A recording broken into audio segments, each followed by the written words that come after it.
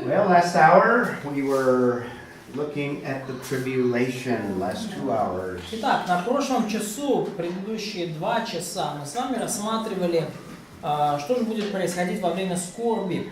I gave you the major events as they are recorded in various passages. И вот эти предыдущие 2 часа мы рассматривали вот эти основные события и их описание в различных отрывках Писания. At the end of the last hour, we were looking at the last, or the main participants. И в конце второго часа мы начали с вами говорить об основных участниках скорби. And we looked at the first 3. Мы рассмотрели первых 3.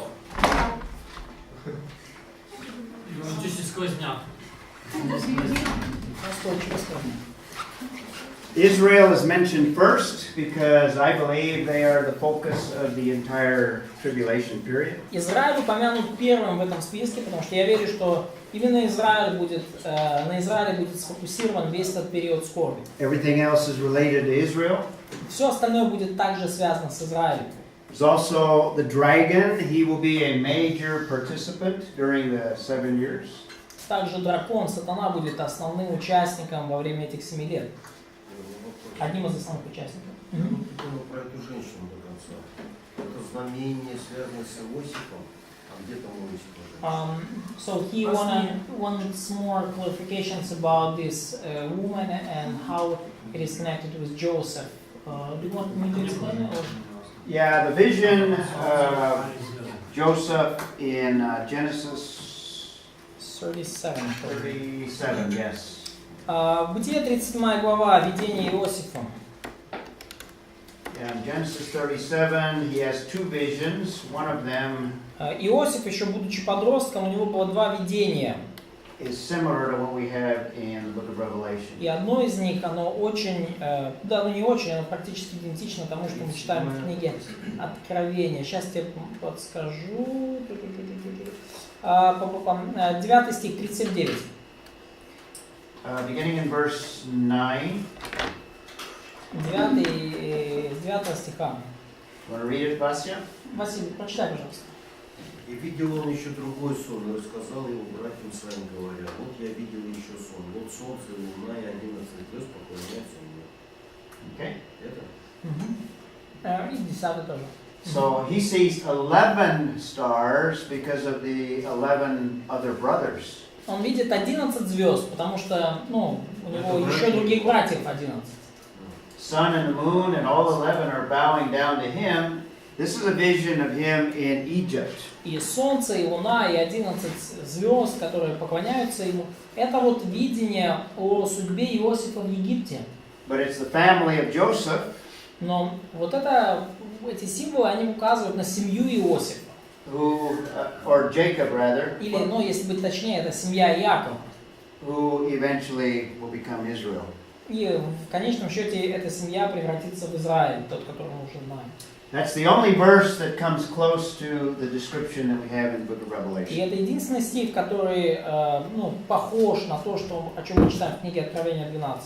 And it's only Israel that we can say the man-child came from. И только из Израиля, мы можем сказать, что произошел вот этот ребенок мужского рода. Okay. Он, So Jesus Christ is going to be, the man-child is going to be a major participant in the tribulation. И Иисус Христос, он вот этот вот ребенок мужеского пола, младенец, который также будет важным участником событий скорби. Not just in the second coming, Не только при втором своем пришествии, but also in the executing of some of the judgments. We'll see но that. также в совершении некоторых из судов, некоторых казней мы увидим его участие. Obviously, God is also very, very active during this time. Очевидно, сам Бог весьма и весьма активен в течение этого периода времени. And we have a note or a reference to God in 12:5 and 6. И мы видим вот указание на Бога в Откровении 12 главе, 5-6 стихе. Where the child is caught up to the throne of God. Говорится, что дитя восхищено к Богу и престолу Его. And the woman is taken to a place prepared by God. In other words, God prepares that place during the tribulation. А жена убежала в пустыню, где приготовлено было для нее место Богом. То есть от Бога или Богом. Во время скорби. Also in verse 10, Также в 10 стихе we have salvation and power and the kingdom of our God, God the Father. Говорим, что вот настало говорится, да, голос громкий на небе говорит, настало спасение, сила и царство Бога нашего. There'll be salvation, displays of power during the tribulation. Будет спасение и проявление Божьей власти и силы во время скорби. And then verse 17, И we далее стих have 17. mention of God again, Снова упоминается Бог.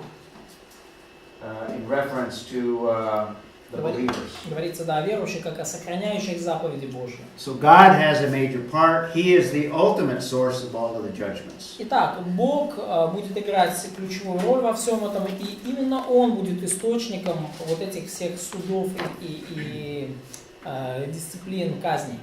Lots of angels are present in the book of Revelation. Множество ангелов присутствует в книге Откровения.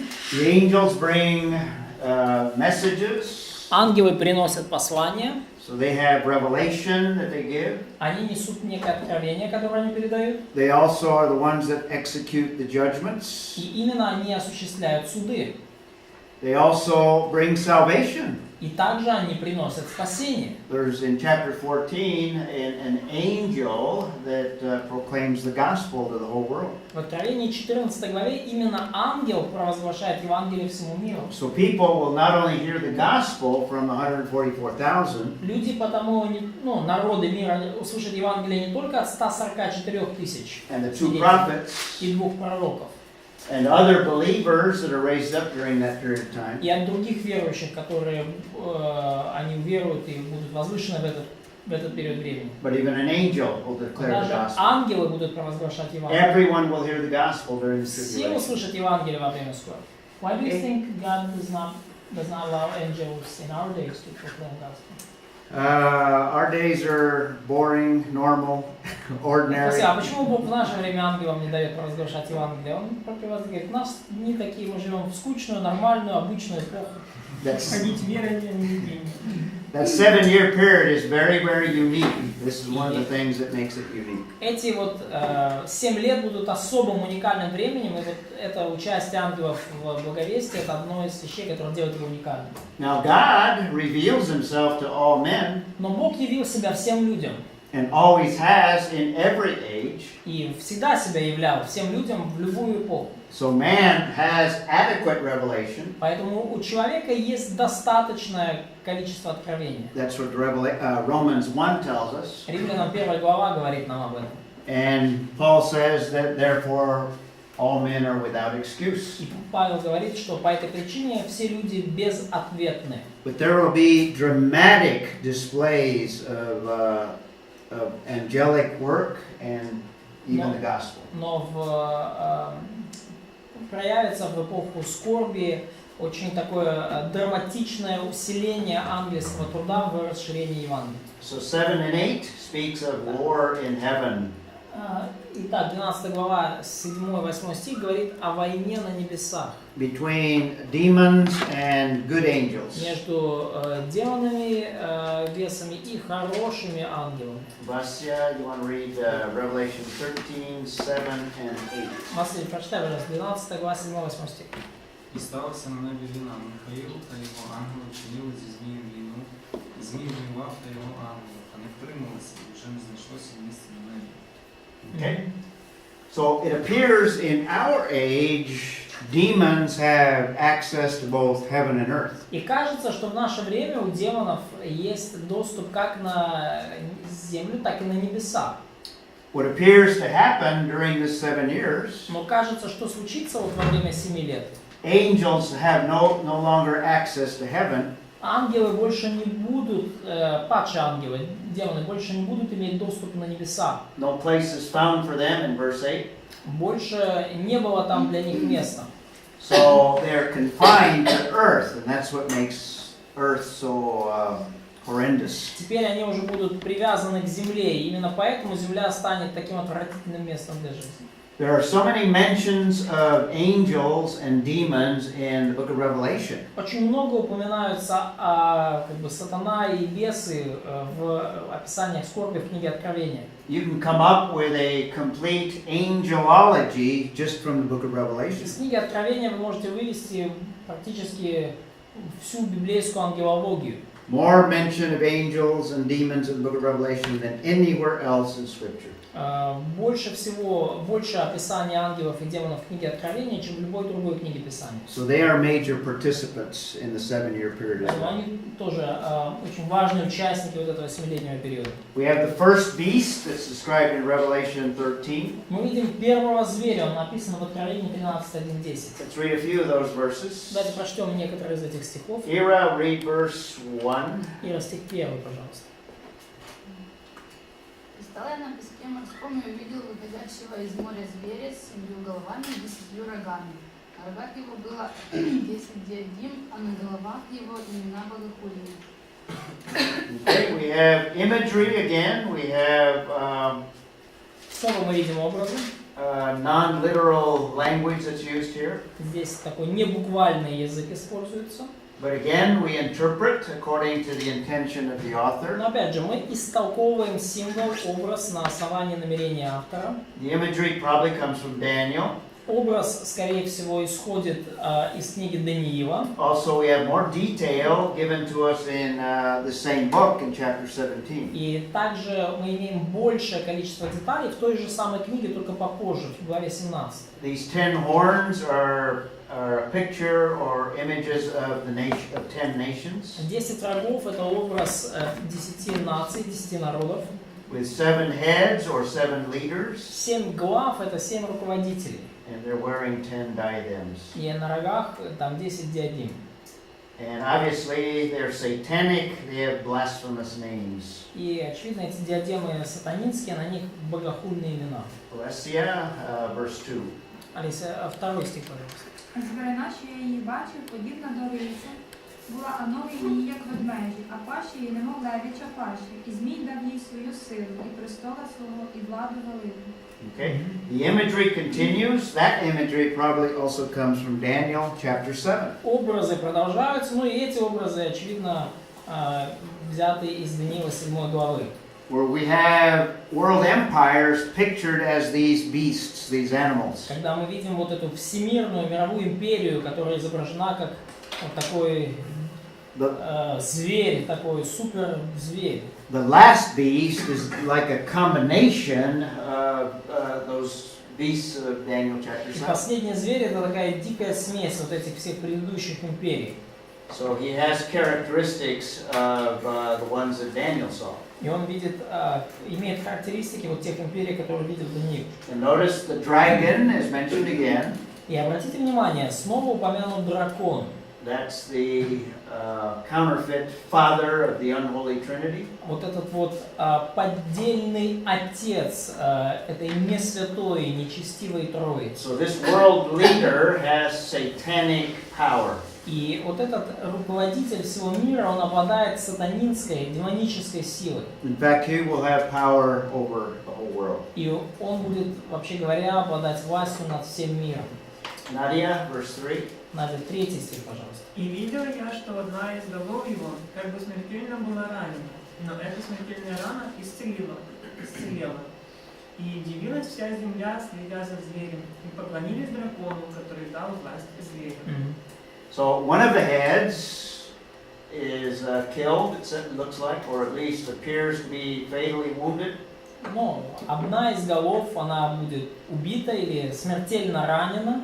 So he appears to experience a counterfeit death and resurrection. И покажется, что вот этот зверь переживет вот такое поддельную смерть и поддельное воскресение. This is the Antichrist. Это антихрист. He is the incarnation of Satan himself. Он является воплощением самого сатаны. He impersonates the true Messiah.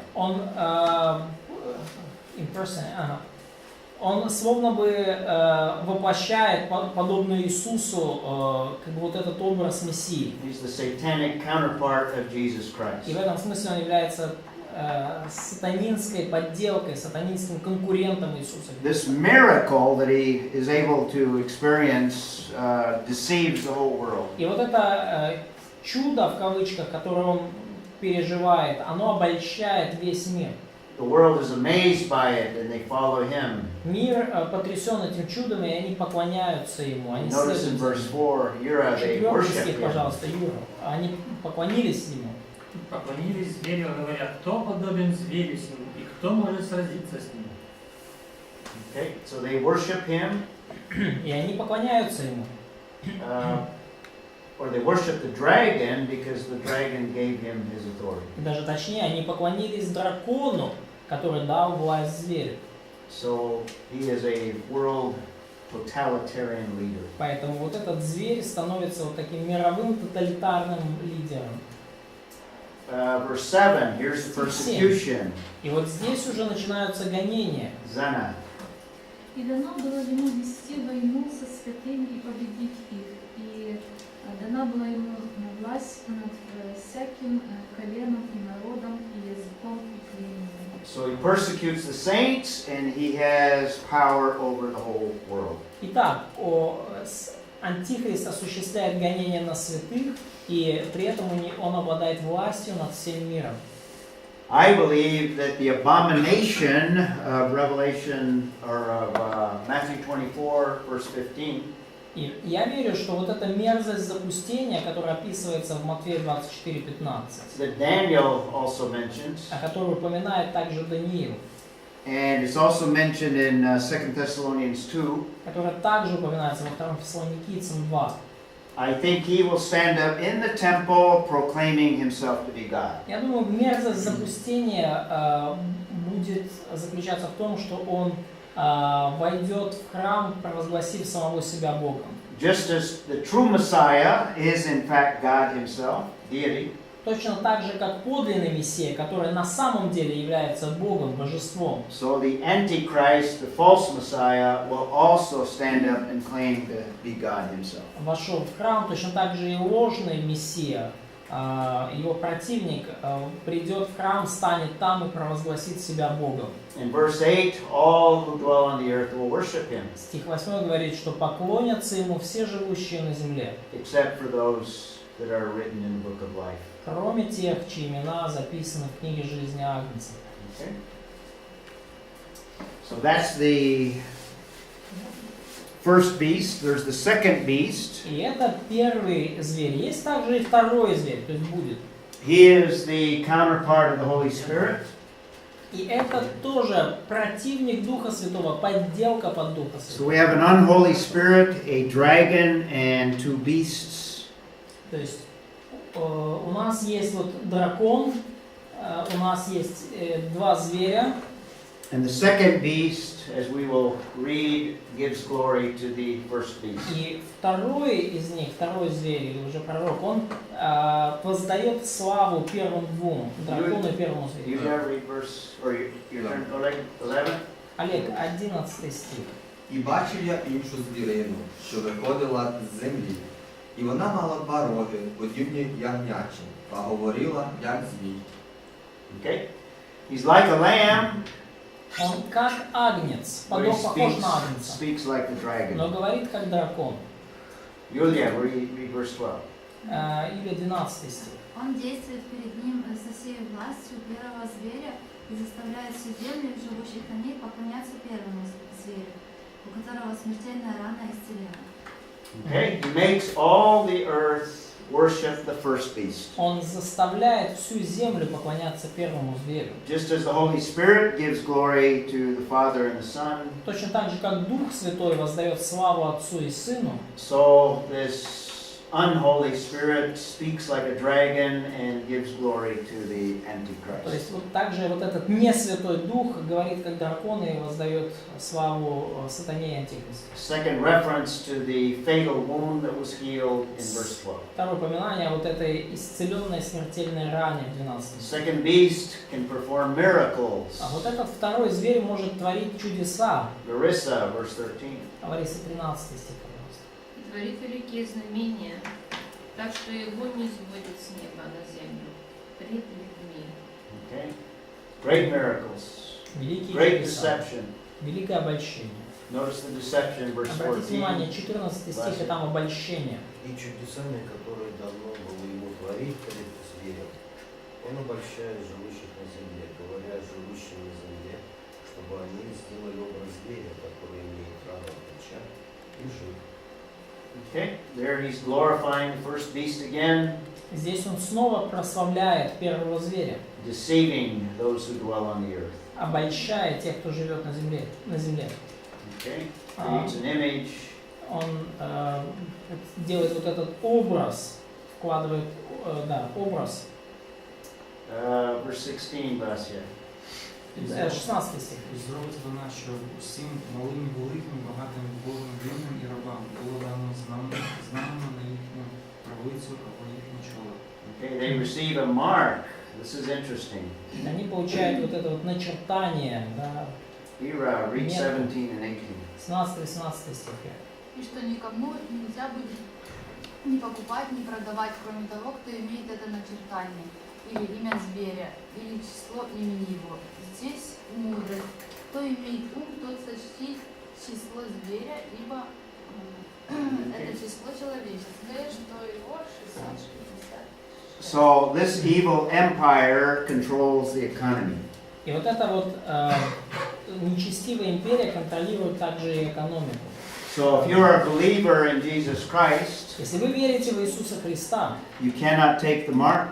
вы не можете принять на себя это начертание. You have no access to the economy. И из-за этого у вас нет никакого доступа к мировой экономике. Now this will be important because we'll talk about another passage later on И это будет важно, поскольку мы будем говорить еще об одном отрывке позже, that will help us to interpret not only this but that other passage. который поможет нам истолковывать не только этот, но и другие места. So this will be a worldwide empire, И это будет мировая империя, totalitarian in nature, тоталитарная по своей природе. has political aspects, И у нее будут политические аспекты определенные.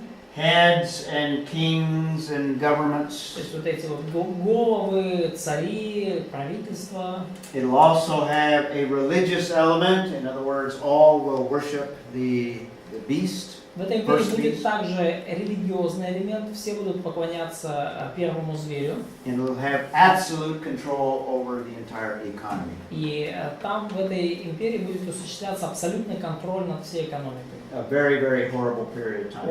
Очень жуткий период времени. Let's look up some other verses before we leave the conditions. И давайте посмотрим еще некоторые стихи перед тем, как мы закончим с условиями скорби. Just to be impressed with how horrible that period of time will be. Просто чтобы еще раз впечатлиться тем, какое это будет ужасное время. Whose turn is it? Yura, is it your turn? Юра, твоя очередь. Your turn. Look up Zephaniah 1:14 through 18. Сафония, 1 глава, с 14 по 18 стих. Just read 14 and 15. Just give you an idea of how horrible this 14 и time is. 15, да.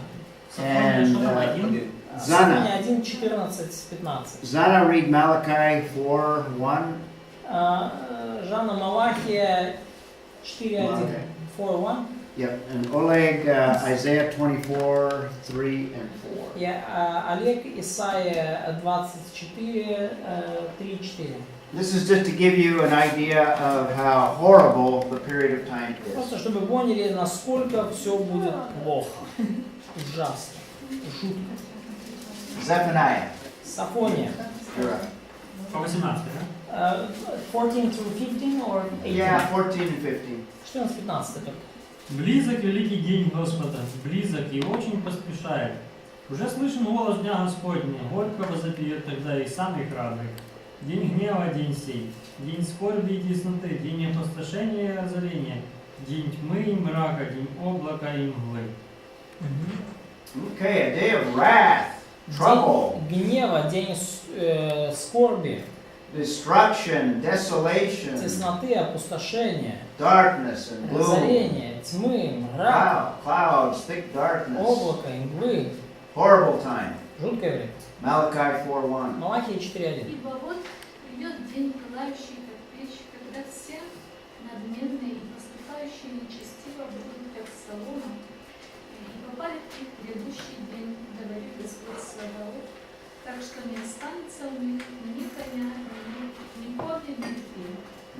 burning like a furnace. Горят как солома.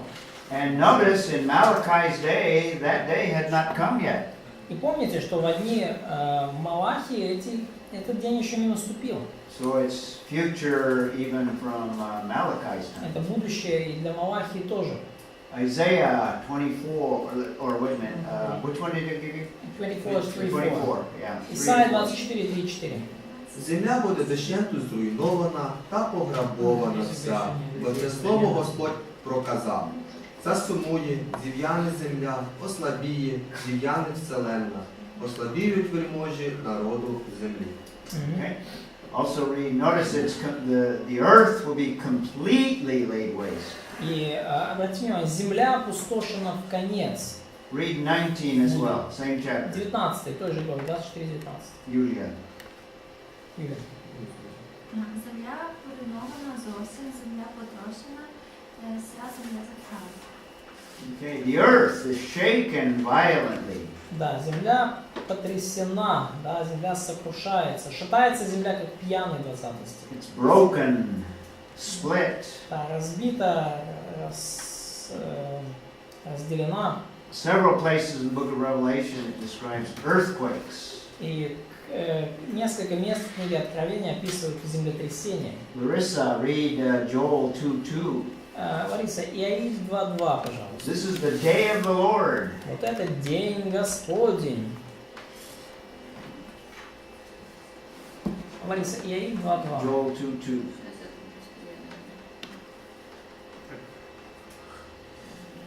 Все хорошо. Просто с малых пророков там странички слиплись. День тьмы и мрака, день облачный туманы. А утренняя заря распространяется по горам народ многочисленный и сильный. Такого не бывало от века, и после того не будет гроз городов. Okay. Very destructive. Очень разрушительный день. It's described as a day of wrath and judgment. Описанный как день гнева и суда. Distress, darkness, destruction. Скорби, тьмы, разрушения. Bloodshed, slaughter. Кровопролитие, убийств и так далее. And on. Very horrible time. Очень жуткое время. So that looks at the nature of the tribulation. Very Давайте horrible. посмотрим на природу вот этих судов Божьих. Тоже довольно такое Let's spend some time потрясающее зрелище. talking about judgment and have a biblical concept of judgment. Давайте поговорим вообще о суде как понятии. Поговорим, что такое библейский суд. Библейская концепция Божьего суда и справедливости. It's important to teach people about God's justice and God's judgment. И очень важно учить людей о Божьей справедливости, о Божьем суде. Many in the church today don't like to hear about God's wrath, God's judgment. Многим людям в наши дни не очень нравится слушать о Божьем суде и Божьей справедливости. But I think it's an important part of God's plan. Но я думаю, что это важная часть Божьего плана. God, remember I mentioned, God is resolving the problem of evil. И мы говорили, что Бог, Он решает вот эту глобальную проблему зла. Remember I told you that we could view Genesis 3:15 as an outline of all of world history. И мы говорили как-то с вами уже, что Бытие 3:15, Genesis 3:15, да, закладывает по сути уже такой набросок, план мировой истории. Where God is resolving the problem of evil. Когда Бог через семя жены решает проблему зла. It'll take all of world history to complete what God is doing. И потребуется, чтобы вся вот эта мировая история совершилась, чтобы то, что Бог делает, дошло до финала. In this world, we don't experience justice. Sometimes we are treated badly. И в этом мире мы редко сталкиваемся со справедливостью. Очень часто с нами поступают неправильно и несправедливо. But God will eventually effect His justice. Но Бог в конечном счете установит и осуществит свою справедливость. Now, even the unbeliever yearns for justice. И даже неверующий человек стремится к справедливости. Everyone desires that things be just and fair. Все желают того, чтобы все было честно, чувству вкуса. Even children have this sense. They Даже у детей yearn есть for justice. вот это есть такое стремление, вот это чувство обостренное справедливости. Do any of you have children? У кого-то же у вас тут есть дети, да? Лариса и Вася. They have children? Да? You remember, do you have more than one? Yeah, they have to. Two? Два. Are they close in age? Они близко по возрасту друг к другу. 4 years apart? 4 years. Okay. People that have children that are close in age and they play together, И вот, ну, если у вас дети вот примерно одного возраста, и они вместе играют.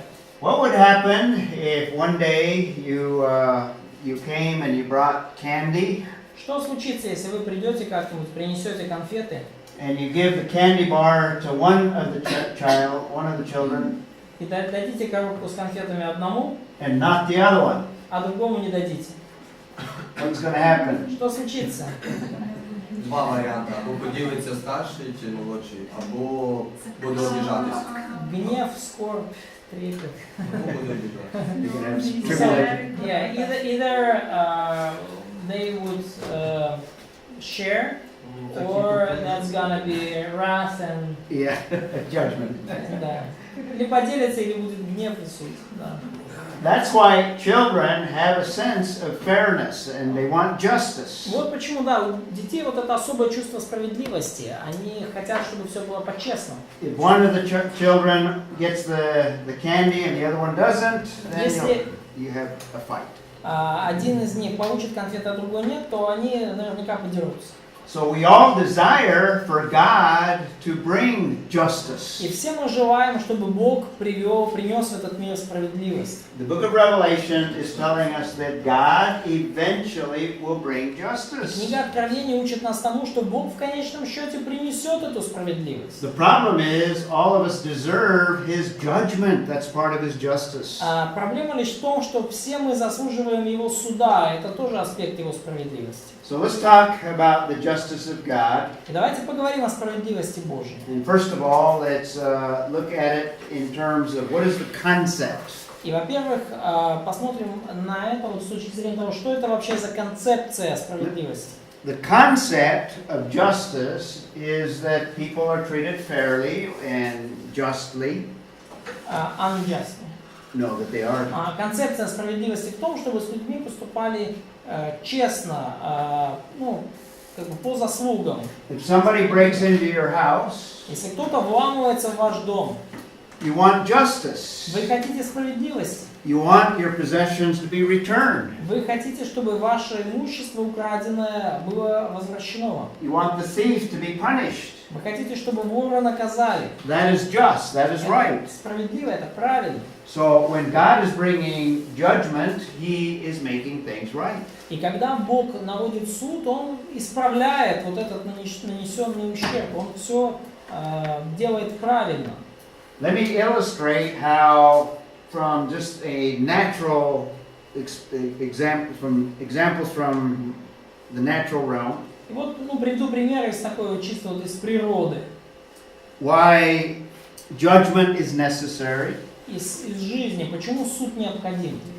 and why not only do we desire it and yearn it, but it's a good thing. И почему не просто мы его хотим и желаем, но почему это хорошая вещь. Let's take a housewife who buys food and puts it in the refrigerator. Давайте представим себе вот домохозяйку, которая покупает еду, кладет в холодильник.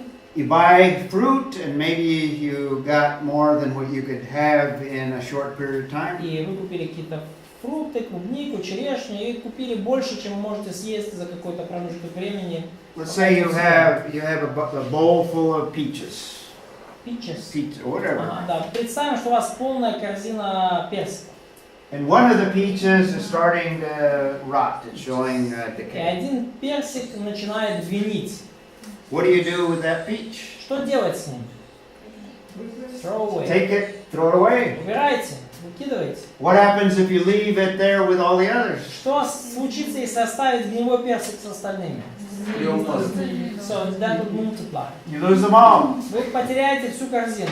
What God does in judgment is He is separating out that is decayed and contaminating the others. Что Бог делает? Бог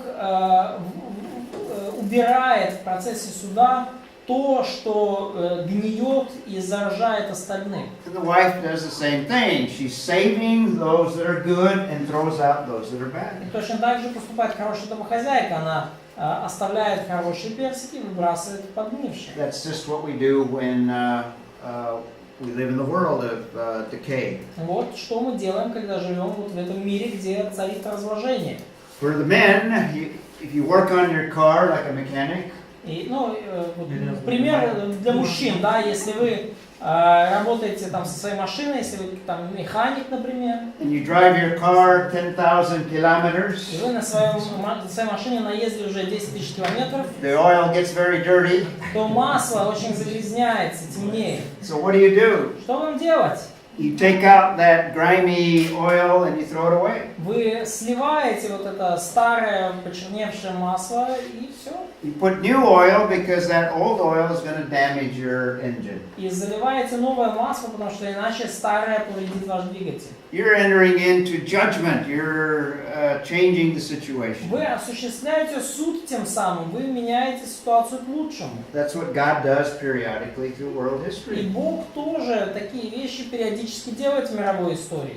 Or a craftsman, he's making a fine piece of furniture. Либо ремесленник, он делает какую-то мебель красивую деревянную. And before it's finished, it has lots of rough edges. И до того, как мебель завершена, там много острых краев, заусениц и так далее. You sit on the chair that he's making, and it's going to rip your pants unless he takes off Если the вы rough сядете на edges. такой стул, то у вас там или там, там колготки поплывут, да, затяжки, да, или штаны порвутся, ну или что-то So нехорошее. he applies the pressure, and it Поэтому он берет наждак или там такой специальный, to sand off those rough шлифовальную edges. шлифмашину и зачищает все острые углы, That's like what God does when He brings все judgment. заусеницы. Вот то же самое делает Бог, когда наводит суд.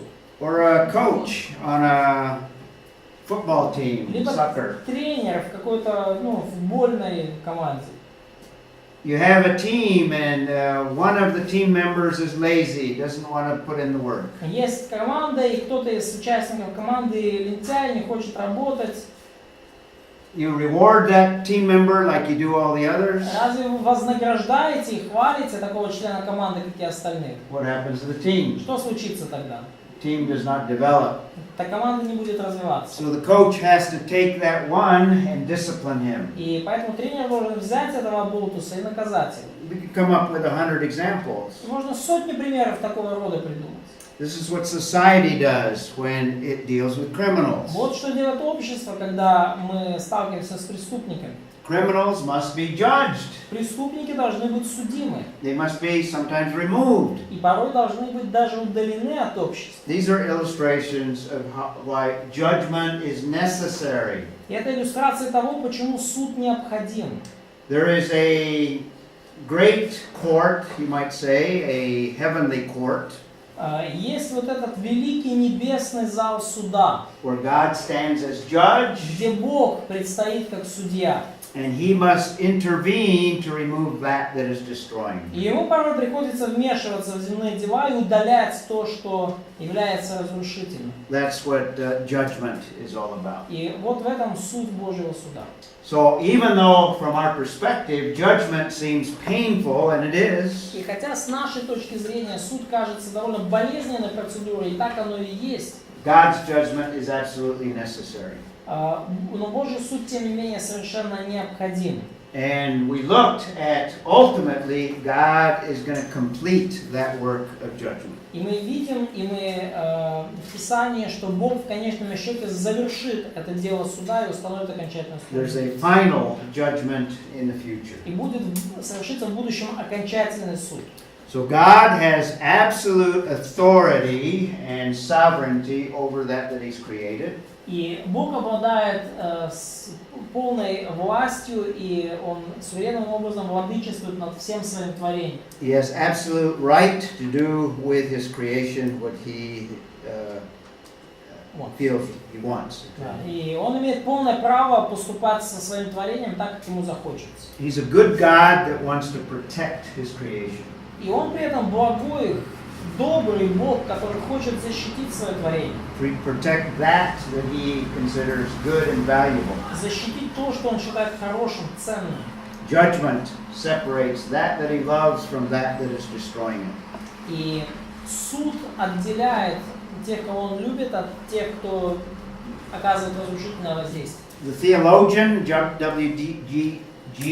Shedd says the following. Богослов Шед сказал следующее. Справедливость — это такая фаза Божьей святости, которую можно увидеть в том, как он ведет себя по отношению к послушным и непослушным подданным своего государства. Okay, so God must execute his justice И Бог должен осуществлять вот этот справедливый суд in order to protect that he loves. для того, чтобы защищать тех, кого он любит. And he does that through judgment. И он делает это через суд. Okay, that's the concept of Это justice. концепция божественной справедливости. And there's a lot of scriptures related to justice. Есть много отрывков Писания, которые связаны вот с этой идеей Божьей справедливости. Let's look at some of those scriptures. Давайте посмотрим на эти отрывки Писания. First of all, justice itself. Во-первых, сама по себе справедливость. Let's look at God as judge. Давайте увидим, рассмотрим, во-первых, Бога как судью. And whose turn is it to read? Чья очередь читать? Marissa or Vasya? Read Genesis 18:25. Бытие 18:25. Vasya 50 verse 6. Василий II, Бытие 56. I 50 hope that's the right one, because 56. sometimes the psalm. 50 Псалм. Yeah. Psalm 50 verse 6. Yeah, I think. Let me see. Пардон, не Бытие,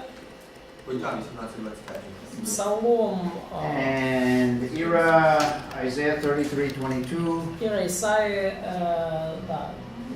Alicia, Hebrews 12:23. Speaking of God as judge.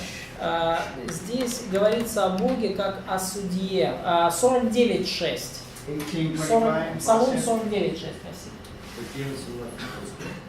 Не может быть, чтобы ты поступил так, чтобы ты погубил праведного с нечестивым. Чтобы тоже...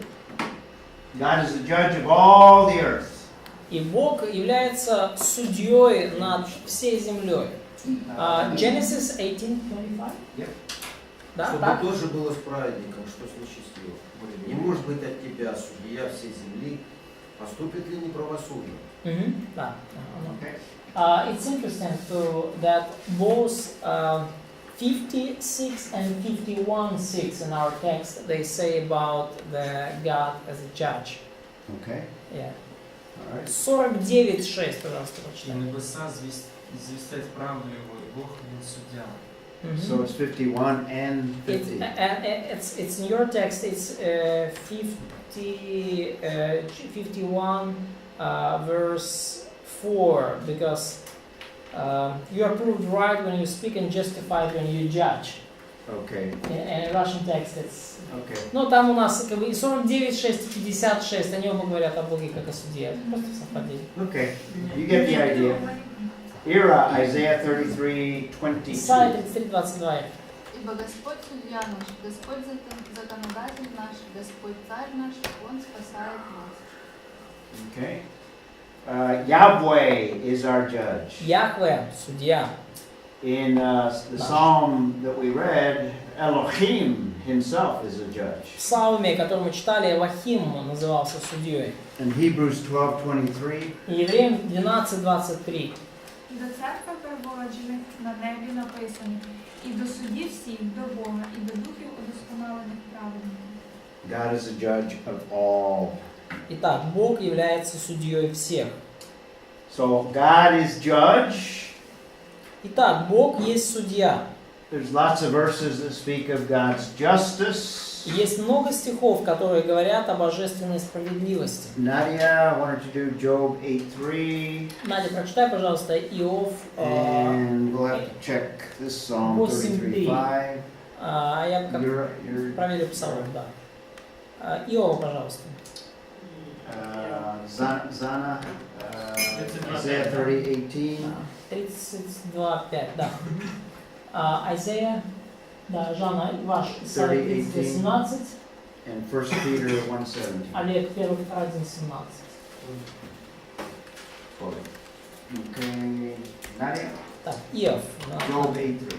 Неужели Бог извращает суд, и Вседержитель превращает правду? Okay, the question is asked. What's the answer is implied? Вопрос, какой ответ подразумевается? No way. He does not pervert justice. Да, He's a Бог God of не justice. извращает праведность буквально, потому что Он Бог справедливости. Is 33:5 32:5 in Russian.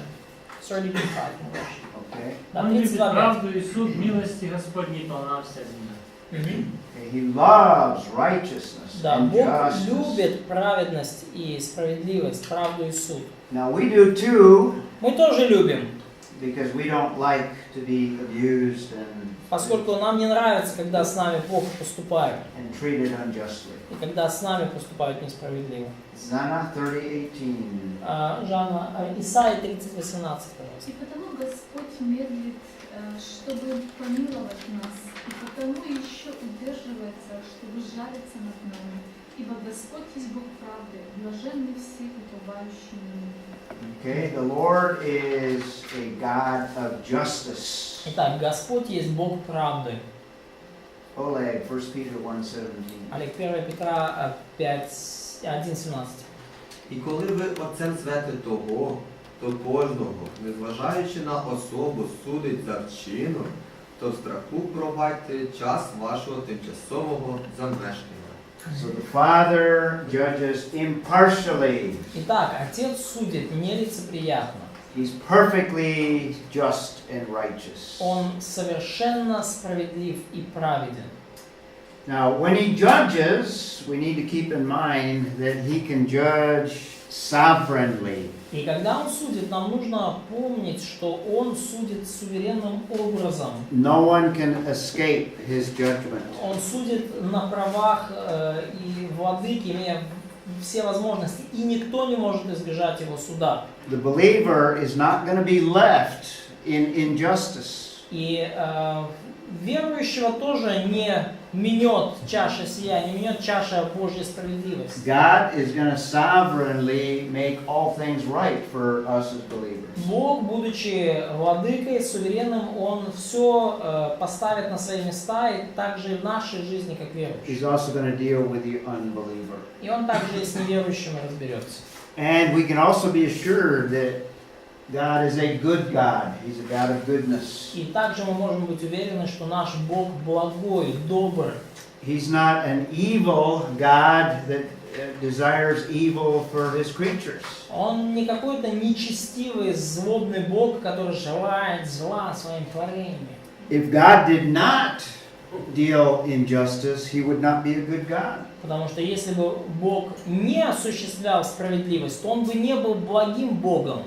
Because sin would destroy that he loves. Поскольку без Божьего суда, без Божьей справедливости грех уничтожил бы тех, кого Он любит. So every act of judgment is from his goodness. Поэтому всякое действие Божьего суда, оно исходит из Его благости, из Его доброты. We are easily deceived, but God is not. Нас легко обмануть и обольстить, но Бога не обманешь. So he's going to judge in wisdom. He's going to know all of the ins and outs of a situation. Но Бог судит в мудрости. Он знает все, так сказать, входы и выходы ситуации, он знает каждую деталь. So God judges sovereignly, he judges from his goodness. Итак, Бог судит суверенным образом, Он судит в своей благости, в своей доброте. He judges using wisdom, and he also judges with power. Он судит, используя свою бесконечную мудрость, и Он судит, демонстрируя свою силу. Some of the greatest displays of God's power are his judgments in the Old Testament. Наверное, одни из самых ярких проявлений Божьей силы — это как раз-таки ситуации, эпизоды в Ветхом Завете, когда Бог осуществляет свой суд. Great power at the Genesis flood. Великая сила Божья продемонстрирована при потопе Ноева. Changed the entire face of the whole planet. Когда лицо всей планеты поменялось из-за этого события. The people at Sodom and Gomorrah and the cities of the plain, народ в Содоме и Гоморе, а также жители там долин прилежащих, they may have experienced a nuclear blast. они пережили нечто сравнимое с атомным взрывом. Sovereign power when God judges. Когда Божья сила проявилась при его суде. The greatest display of power is still in the future. Но величайшее проявление Божьей силы, оно еще в будущем, оно еще ожидает своего проявления. So all of the attributes of God come into play in God's justice. Поэтому когда осуществляется Божья справедливость, все атрибуты, все характеристики Божьего характера, его сущности, они проявляются во всей красе. And certainly according to his righteous standards, И, his конечно righteous nature. Бог судит, исходя из своих праведных стандартов и своей праведной природы. And you could include other attributes, his love, everything else. Можно включить в этот список и другие Божьи атрибуты, его любовь, и все. His compassion, his mercy. Сострадание, милосердие. So his total person is involved in his Поэтому justice. Бог целиком, вся его личность включена в процесс суда. Now we can make a distinction in his justice. И мы можем провести некоторые различия в суде Божьем. Theologians divide into two parts or two aspects. Богословы разделяют Божий суд на два аспекта, две части. The first we call his retributive justice. Первый аспект называется карающая справедливость, карающий суд. Where God inflicts penalties upon those that are deserving of wrath. Когда Бог накладывает наказание, наводит наказание на тех, кто заслужил его гнев. Because we're all sinners, we all deserve his wrath. Поскольку все мы грешники, то все мы заслуживаем его гнев. We all deserve his retributive justice. Мы все заслуживаем его карающую справедливость. In fact, he poured all of his retributive justice upon Jesus Christ so that we may escape. И вообще говоря, Бог всю свою карающую справедливость, весь свой карающий гнев излил на Иисуса Христа, чтобы мы могли его избежать. Jesus bore the penalty of all sin. И Иисус понес на себя наказание за все наши грехи. There's also what we might call remunerative justice. Также есть так называемая воздающая справедливость. Where God distributes reward to those that he loves. Раздает награды тем, кого он любит. Gives blessing. Дает благословение. In fact, he gives blessing to those that don't deserve it. И он даже дает благословение тем, кто этого не заслуживает. Even believers are undeserving. И даже неверующие не заслуживают этого. You might even say that salvation, obviously, is a gift out of his remunerative justice. Даже сказать, что и спасение — это вот проявление такой воздающей, вознаграждающей справедливости.